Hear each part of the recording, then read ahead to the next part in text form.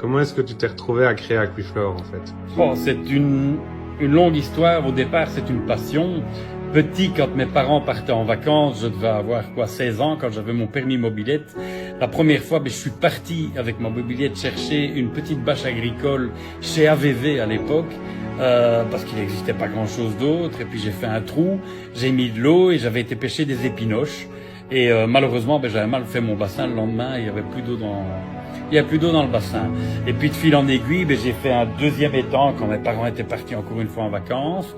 Et puis j'ai fait mes études et en sortant de mes études, un soir je suis allé manger chez des amis qui m'ont dit tiens, là-bas il y a un gars qui faisait des étangs avant et le magasin est fermé depuis 2 ans et il veut revendre la maison, etc.